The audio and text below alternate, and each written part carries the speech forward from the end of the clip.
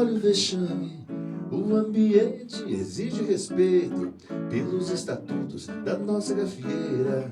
Dessa noite inteira, mas dance direito.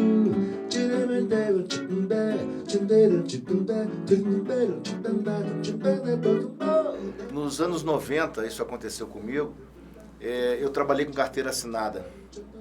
Existia dentro do Rio de Janeiro, né, era uma outra época, e dentro do Rio de Janeiro existiam várias casas noturnas, né, e essas casas noturnas, elas assinavam a carteira dos músicos.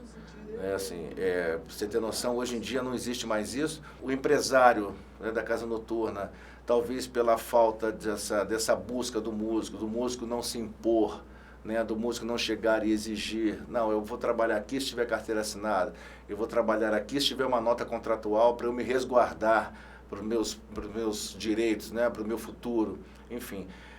Eu acho que por essa falta de interesse, de orientação, as coisas foram se despedaçando, né?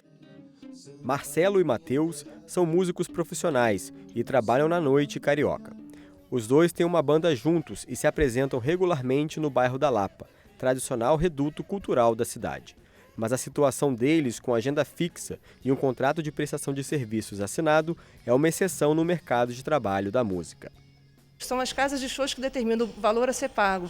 E é impressionante quando você vai de uma a uma ver como é que a coisa acontece. Quando a casa tem pouco público, ela cobra couvert. Então, assim, se tem 5 pessoas, você vai receber o couvert de 5 pessoas. Mas quando a casa tem muito público, ela paga um cachê fixo. Então, é sempre de acordo com os critérios dos empregadores e nunca pensado através de um sindicato que tem uma tabela que não determina o valor, né, obrigatório, mas ela sugere um valor que seria o viável, né, para a sobrevivência do músico. Isso não é respeitado.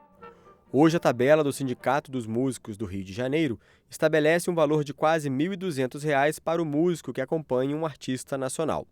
Já o cachê por apresentação em espetáculo de uma orquestra varia entre R$ 740 e R$ 910. O músico Alexandre Brasil toca contrabaixo na Orquestra Sinfônica Brasileira e tem um grupo de chorinho. Ele pertence a um seleto grupo de músicos com agenda organizada para o ano inteiro, carteira assinada e garantias trabalhistas. Eu tenho supostamente uma situação um pouco mais estável, né? Porque eu sei, no começo do ano eu sei qual é a minha programação para o ano inteiro de concertos, já está tudo definido. Também é da natureza da profissão você ter uma certa diversidade, então é comum a pessoa tocar num contexto, num conjunto, ter um outro conjunto, dar aula e depois de um certo tempo começar outras especializações como compor ou reger ou fazer produção musical, fazer direção musical, são coisas que vão acontecendo. Fomos até a sede da Ordem dos Músicos do Brasil, no Rio de Janeiro, para saber como o órgão está trabalhando para garantir os direitos da categoria.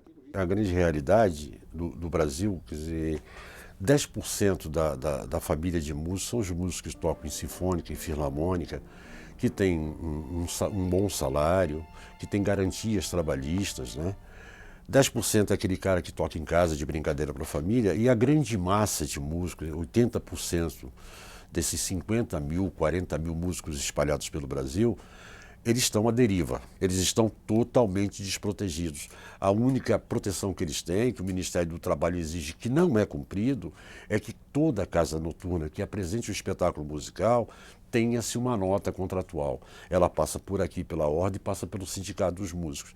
E ali está o valor que o músico vai receber pela sua apresentação, seja no barzinho da Lapa, na banda de baile ou na periferia lá de São Paulo. O Ministério do Trabalho, que tem a obrigação de fiscalizar, deveria fiscalizar. Ele fiscaliza tantas coisas e não tem um número suficiente de fiscais que a música sempre fica deixada de lado. Isso já ajudaria bastante, porque a gente conseguiria ter alguma força, porque o sindicato e até mesmo a ordem não se sente capaz ou habilitado a fazer esse tipo de fiscalização, né? Marcelo reconhece que a alta competitividade no mercado de trabalho faz com que os músicos se sujeitem às regras impostas pelos contratantes. Eu acho que o próprio músico teria que ter um posicionamento, um bom posicionamento. Olha, eu toco sim, mas portanto, entendeu? Eu toco sim, mas com uma nota contratual. Eu toco sim, mas com uma carteira assinada. Mas hoje em dia, nem eu posso fazer isso. Eu tenho esse posicionamento, mas às vezes eu mesmo me sinto, tenho a necessidade né, de alimentar a minha família, né?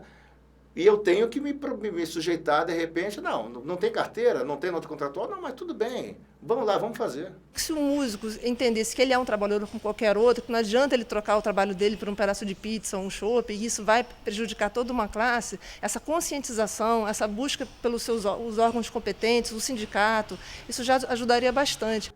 Os baixos valores pagos para apresentações musicais têm levado muitos músicos para a área da educação. Mas eu também já procurei dar aula, desde a faculdade, né? E aí isso por conta do dinheiro, é o que motiva, eu acho. Mas no meu caso é uma coisa que eu gosto bastante também. Eu encontrei um caminho, né? Que me dá prazer também. Quem não gosta de samba, bom sujeito não é. É ruim da cabeça ou é doente do pé.